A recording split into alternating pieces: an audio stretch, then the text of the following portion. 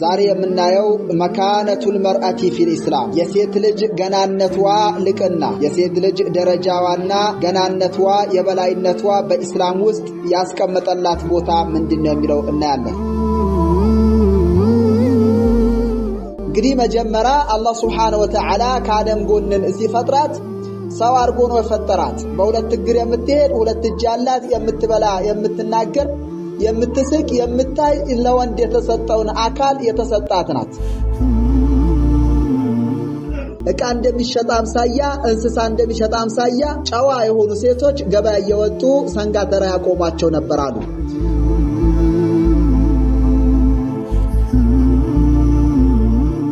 ስንትና ስንት እናቶች ነበሩ ደግሞ በማመንዘር ላይ ይገደዱ ነበር። ዝሙት ሰርተሽ የዕለት ደንወዝ አምጪ እየተባለች ያገባታል መልሶ ለዝሙት አዳሪ እንድትሆን ያስገድዳትና ዝሙት ሰርተሽ ወጪን ቻይ እያለ ያስገድዳት ነበር።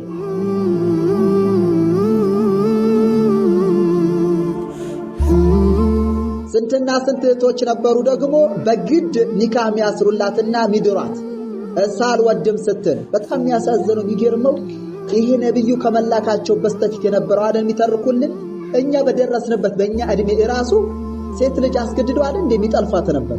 ጠለፋ ነበርኩ ገበያ እኮ መሄድ በተለይ የደረሱ ሴቶች መልክ ያላቸው ሴቶች ገበያ መሄድ አዛ ነበር። በቃ አይሄዱም ነበር። ውሃ ለመቅዳት በሄደችበት በዛው እኮ ነበር ይዟት የሚሄዱ።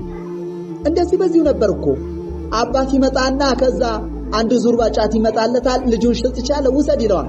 ልጅ እያለቀሰች ደም እያነባች ነበር እየተገረፈች ጎማሬ በሚባል አለንጋ በሱ እየለበቁ እየገረፉ ነበርኩ የሚሸኙት። እኛም አይተናል እኮ በእድሜያችን እኛ አይተናል በእድሜያችን። ይሄውማ ተመልከቱ አያችሁ። አሁን ቢበረከቲ ሱና አያችሁ። ሐቂቀተን ሴቶች ሱና አሊዝም ሲሉ አያሳዝኑ በአላህ ሱብሃንአላህ። የጫት ቃቢ እኮ ውሃ ተሸካሚ ነበረች እኮ ወገቧ እንዲጉምጥጥ እያስደረጓት አልነበር እንዴ? ጎማሬ የሚባል አለንጋ ይሄ ከቆዳ የሚሰራው አለንጋ እያመጡ እኮ ነበር ሚገርፏት።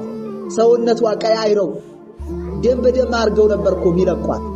ባልጫማ ይንክር አልፈታችም እያለ እኮ ነበር እንደዚህ ፊት ለፊት አስተኝቶ በዱላ እየቀጠቀጠ ሰብሮ ሚጥላት ነበር።